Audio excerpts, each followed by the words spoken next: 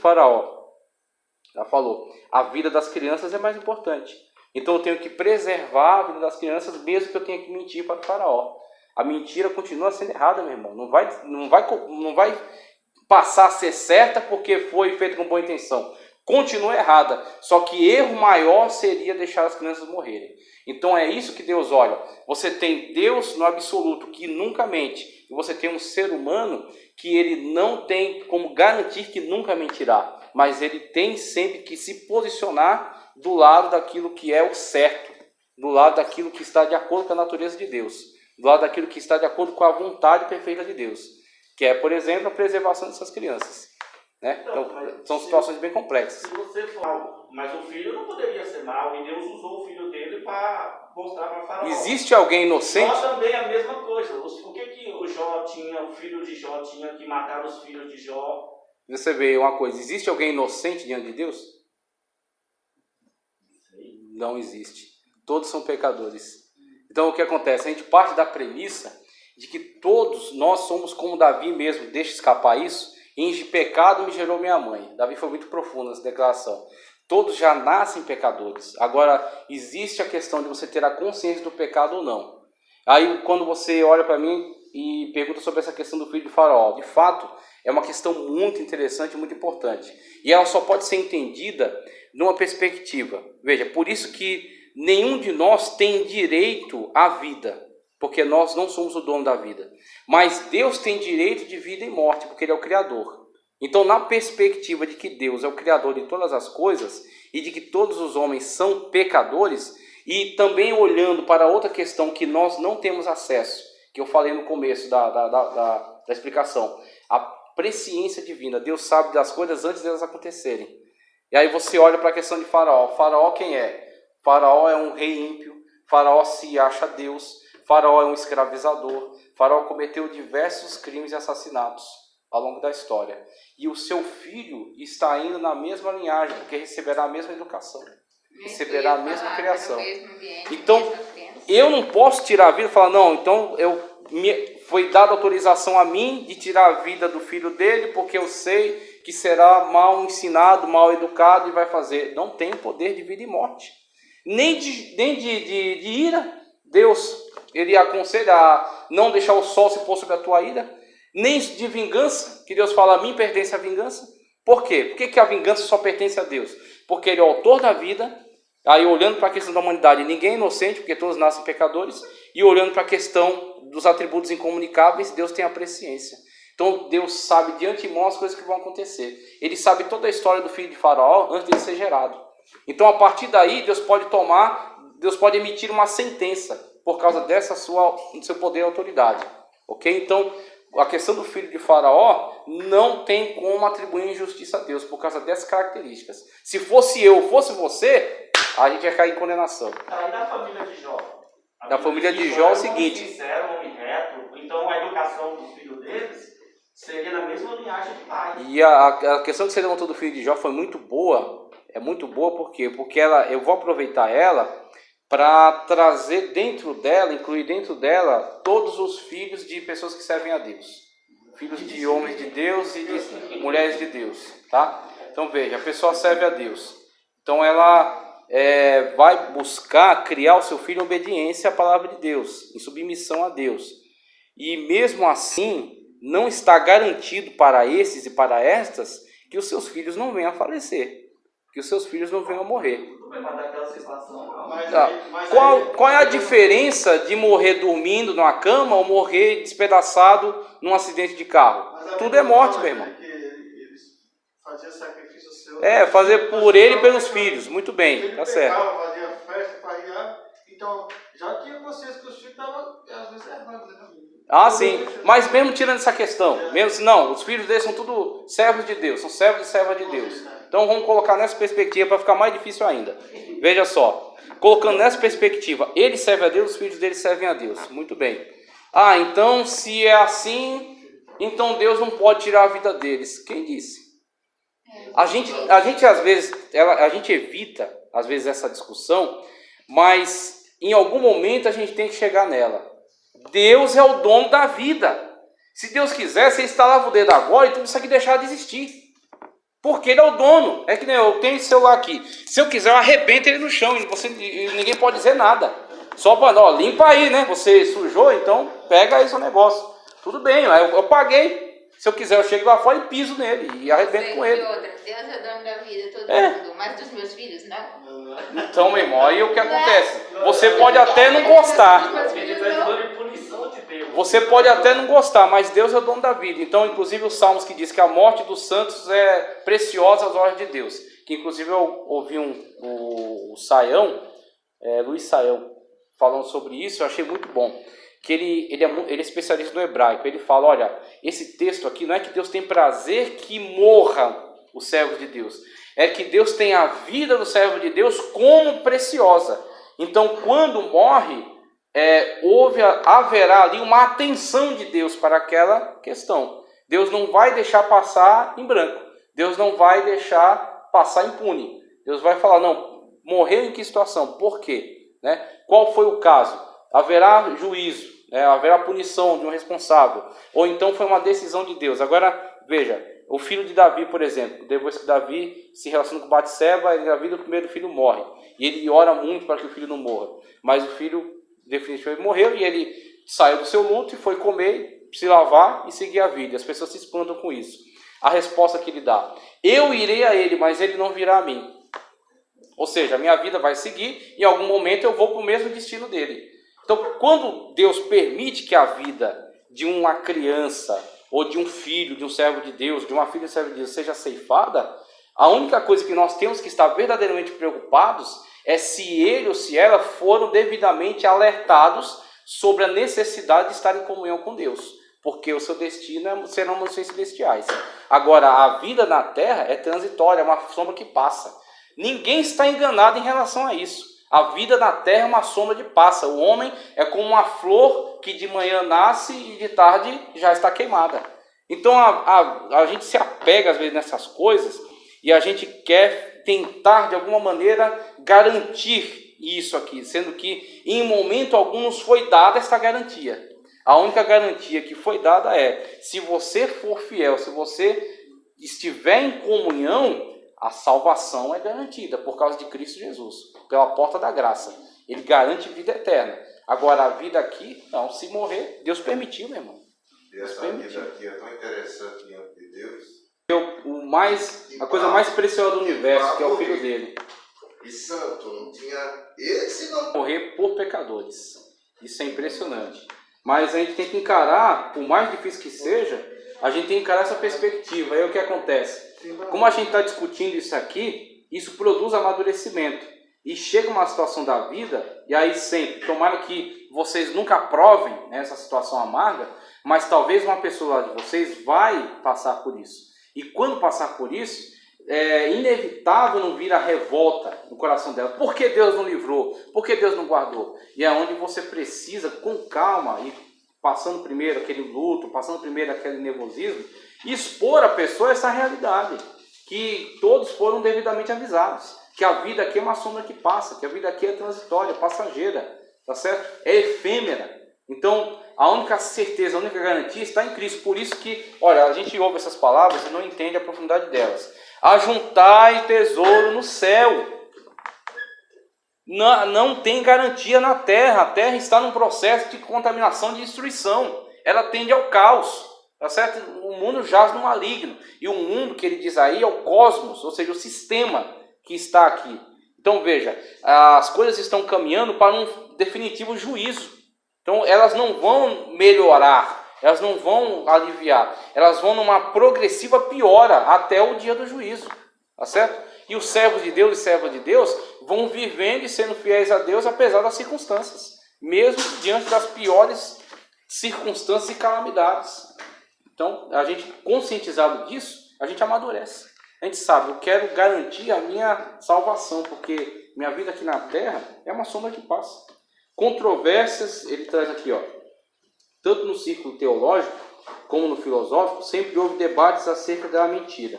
A velha pergunta é errado mentir em todas as circunstâncias? Isso aqui eu já discuti com vocês nesse tópico, e a controvérsia sempre colocada é: se você não tomar cuidado, você cria um subterfúgio para algumas pessoas defenderem a utilidade da mentira, ou defenderem que é uma desculpa para a mentira. E aí a gente sempre coloca isso. Deus é o nosso padrão, sede santos como eu sou santo, assim diz o Senhor. O Senhor é contra a mentira, o Senhor é o sumo da verdade.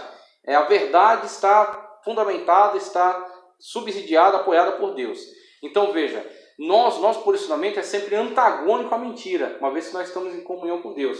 Mas esse posicionamento tem que ser ponderado em relação à nossa situação de humanos. Nós não somos Deus, nós somos homens e mulheres falíveis, ok? Então haverão situações nas quais a gente vai pesar na balança da situação e vai ver aquilo que está mais de acordo com a natureza perfeita de Deus, que no caso das parteiras foi preservar a vida dos inocentes, porque atender a ordem de um ímpio certamente não está de acordo com a vontade de Deus. Então haverão situações, N situações particulares que terão que ser analisadas. Categoria de suposta mentira. Aí traz a lista aqui, ó.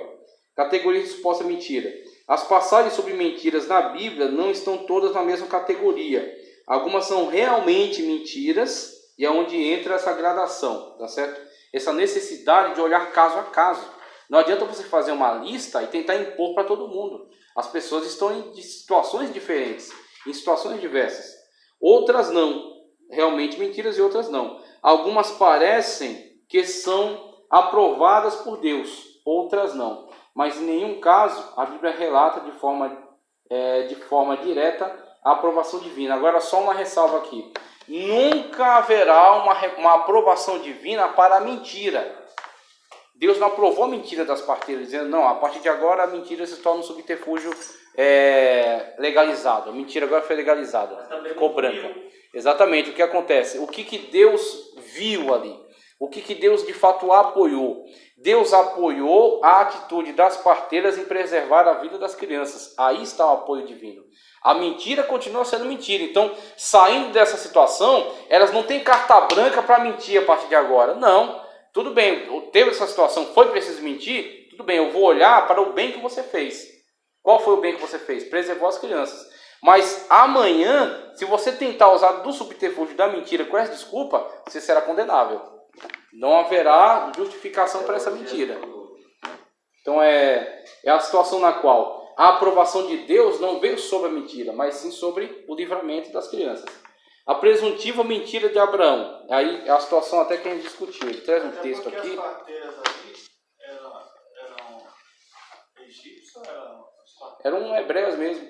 Ele convocou ali essas mulheres que já faziam esse tipo de função e tentou coagi-las, né? Com a autoridade dele. Ainda mais. Existem situações... Ela não chegou a mentir, ela só não matava e escondia. Exatamente. Moisés estava nesse meio aí dessas parteiras? Também em decorrência dessa situação. Mentira. É verdade, através da situação na qual elas precisaram mentir para livrá-lo. E aí preservaram ele até quando deu, né? E aí quando não deu mais para preservar, ela teve que colocar ele num cesto, né, com betume e despachou no rio. Mas você vê, ele tentou preservar ele escondido ali. Estava em desobediência direta à lei de Faraó. Estava em desobediência direta. Com permissão de Deus. Com permissão de Deus. Eles eram criminosos. Você colocar ali, eles eram criminosos. É que nem você tem situações de alguns irmãos que, em desobediência a leis ímpias, se tornam traficantes. Traficantes de quê? De cocaína, de maconha, de êxtase, não, traficantes de Bíblia. A Bíblia é proibida nos países comunistas, na China, na Rússia não mais porque teve uma flexibilização, mas na China existe um controle estatal muito grande ainda, na Coreia do Norte é crime. Então, se você pegar Bíblias para levar para lá, distribuir nas igrejas, você é um criminoso. Você está pecando. Você está cometendo um crime contra o Estado, mas não está pecando, porque aquela lei é ímpia. Então você tem que pegar, olha, veja só, essa situação é tranquila de você entender, veja. Você tem o Estado. O Estado tem certa autoridade. Deus, inclusive, deu autoridade ao Estado para trazer uma ordem social. Tá ok? Então, o Estado está no âmbito da permissão de Deus. Deus permite o Estado. Deus permite o líder do Estado. Tá ok? Então, o Estado está na permissão de Deus. Para quê? Para trazer ordem social. Tá ok? Agora, o líder do Estado, ímpio ele já era. Agora, muitas das vezes, além de ele ser ímpio, ele começa a atentar contra o mandamento de Deus. Então, às vezes ele é ímpio, mas ele tolera. Ele é ímpio, mas ele não necessariamente atenta contra os mandamentos de Deus. Ele permite que haja igreja, ele permite que haja pregação, ele permite que haja missão ali. Então, ele segue na vida ímpia dele, não é por causa disso que ele vai ser salvo, que ninguém é salvo por obras. Mas ele vai nessa permissão, não enchendo a paciência dele, já não é mais ele uma deixa. mentira, é uma desobediência contra... Aí é isso que eu estou construindo. Veja, aqui é o Estado, tá? Aí chega um momento em que o Estado, além da sua impiedade, ele começa um âmbito de perseguição. Aí ele começa a perseguir a igreja. Veja só, ele proíbe os cultos, ele proíbe a distribuição de Bíblia, ele mata os crentes, ele destrói as igrejas. A partir desse momento, esse Estado aqui que foi permitido por Deus, esse líder estatal foi permitido por Deus, ele agora vai estar em flagrante desobediência e atentando contra a palavra de Deus, e atentando contra as ordens de Deus. E aí onde você, que está nessa situação aqui, debaixo desse governo, você necessariamente vai estar em antagonismo com o governo. Por quê? Aquilo que Pedro disse diante do Sinédrio. Veja, o Sinédrio, pessoas que estão ligadas ao judaísmo, compete mais obedecer a Deus que aos homens. Então, Deus que é superior, ele me dá o aval, neste momento, de desobedecer o Estado. Porque o Estado não é superior a Deus, Deus é superior ao Estado. A Bíblia Sagrada é superior à Constituição Nacional. Mesmo que a Constituição, a partir de amanhã, mude, e as pessoas digam que é proibido servir a Deus, é só eles mexerem o pauzinho no Congresso e no Senado. Eles vão lá e aprovam, e entra o presidente doido, sanciona, ok? E os juízes agora vão julgar em cima disso. É proibido servir a Deus. E aí a Constituição mudou. Se você servir a Deus, você é um criminoso. Você está cometendo crime não contra Deus. Por isso que não é pecado. Você está cometendo um crime contra o Estado. Mas quem disse que o Estado tem poder sobre Deus? É onde entra a questão. Mas e o que concordar aqui, será que... Isso aí não foi dado ao Estado, foi dado à igreja. O que a igreja concorda na terra é concordado no céu, porque a igreja está na direção do Espírito Santo de Deus. Você acha que o governo está na direção do Espírito Santo de Deus? Não. Você acha que os líderes estatais estão na direção do Espírito Santo de Deus? Não. Eles estão, se ele servir a Deus, sim. Mas se ele não servindo a Deus, ele está sob influência demoníaca. E aí, muitas das vezes, nessa influência demoníaca, ele vai se levantar contra a igreja. E é onde entra. É necessário a gente olhar para todas essas situações, todas essas variantes. É onde o irmão traficante de Bíblia, ele está em flagrante crime contra o Estado. Desobedecendo diretamente o Estado, porque tem uma lei proibindo isso. Mas ele não está em pecado contra Deus, que é maior que o Estado. Que dá a ele esse aval para agir assim e não cometer pecado. A presuntiva mentira de Abraão é o seguinte, a gente já conhece isso aqui. Abraão, com medo daquela situação na qual ele desceu para o Egito, Sara era bela, os egípcios iam colocar os olhos nela com interesse, e se ficasse claro ali que era sua esposa, eles o matariam. Então, isso é indiscutível. Se ficarem sabendo, não, ela é sua esposa, então é fácil resolver. Mata ele e ela está livre. Ele está viúva agora, né? Então, ele, diante dessa realidade, dessa situação, o que ele faz? Ele tenta usar de um subterfúgio. Veja, Sara é sua meia-irmã. Não é filha da mesma mãe, mas é do mesmo pai. Então, o que ele vai fazer? Ele vai dizer meias verdades, né? Ele vai ocultar. Não, diga que você é minha irmã. Muito bem. A declaração, sou sua irmã, ela tem até um fundo de verdade. Mas o problema é, acima da declaração de que ela é irmã dele, ela é esposa dele. A verdade é, ela é sua esposa. Aí, por causa desse medo, desse receio, ele opta por aquela meia-verdade, diga que é minha irmã. Então, veja, Abraão não tem... Eu já vi pessoas tentando justificar Abraão. Veja, não adianta a gente começar a abrir exceção. Não adianta a gente começar a tentar tapar o sol com a peneira ou passar um pano. A Bíblia Sagrada, ela fala acerca dessas coisas abertamente. E nós precisamos também tratar disso de forma aberta, para a gente não começar a arrumar subterfúgio. A Bíblia Sagrada não esconde nada disso, ela deixa muito claro. E por que a gente agora vai tentar passar um pano para Abraão? Ele mentiu e pronto, ele mentiu. Ô Júnior, agora eu vi um missionário uma vez falando testemunho que estava no pai. Ele está indo para onde? Depois estou indo na casa do pai. Só que ele estava indo para a igreja. Sim. Ele mentiu ou omitiu? Olha só, eu vou colocar essa situação do lado de outro exemplo que a gente vai citar ali, o Samuel. A gente vai chegar nele, mas o seu exemplo casou com isso. Samuel, veja. Samuel, ele sabia que o principal motivo dele se deslocar era para ir até a casa de Jessé ungir Davi, o novo rei. Tá ok? Só que juntamente com o compromisso de ungir Davi, ele colocou uma outra coisa no pacote, que é oferecer sacrifício. E aí você tem duas coisas. Eu vou oferecer um sacrifício e vou ungir o novo rei. Tá ok? E aí quando ele é inquirido onde vais, ele fala, vou oferecer sacrifício. Muito bem. Ele ofereceu ou não ofereceu? Sim, ele ofereceu. Tá ok? Então, ele disse, é como eu falei para Ed, até umas 2 aulas atrás. Uma pessoa vem até você pedir uma informação. Quem disse que você é obrigado a dar todas as informações a essa pessoa? Você dá àquela pessoa a informação que lhe cabe. Então, veja, se ele fala para a pessoa que lhe interrogou que vai ungir o novo rei, teria causado um grande alvoroço, um grande rebuliço. Tá ok?